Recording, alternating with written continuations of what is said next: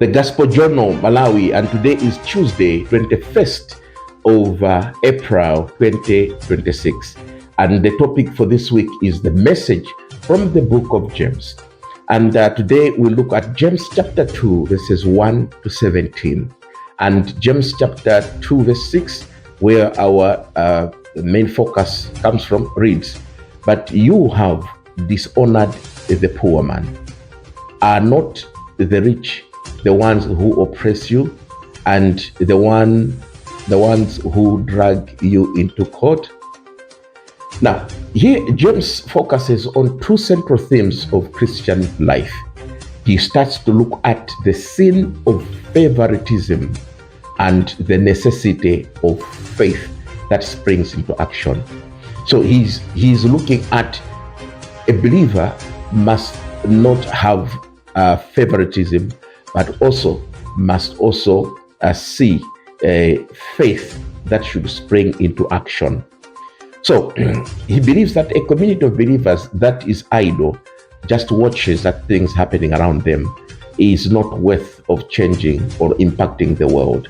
But also a sin of favoritism, which is taken to be light when you compare it to the sin of killing, murder, or adultery. But it is all the same. It is sin. So let's delve to look at what he says. So he begins to look at genuine faith must go beyond intellectual belief, but you must actually spring forth into action. So a lot of Christians today, even those of his time, were believers who just believed but were afraid to spring into action.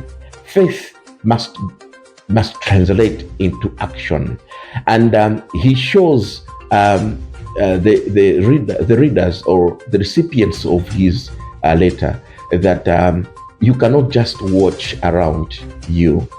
Faith must push you into doing something.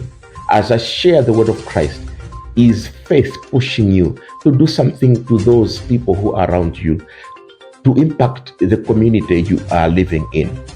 Secondly, it begins to deal with the sin of partiality or favoritism.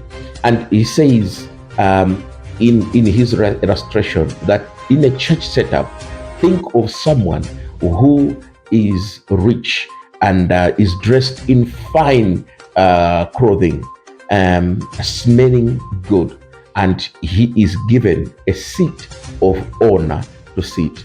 Yet, while a poor person in ranks is told to sit on the floor. He says this makes believers to be judges.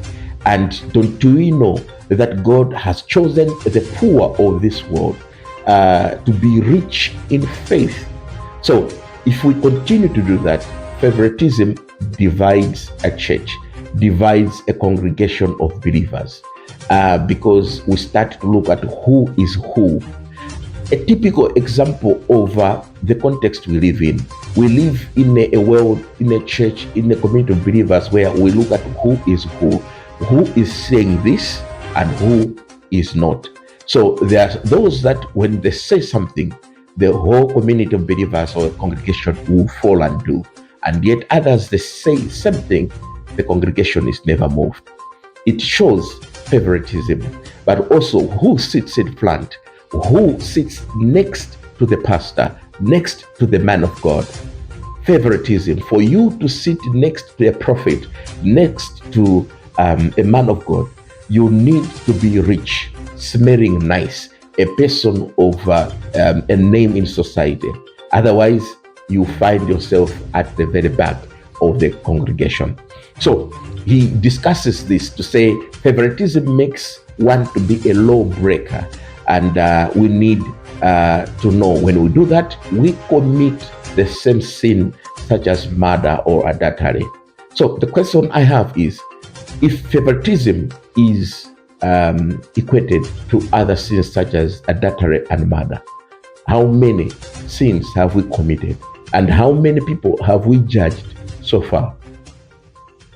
Good morning.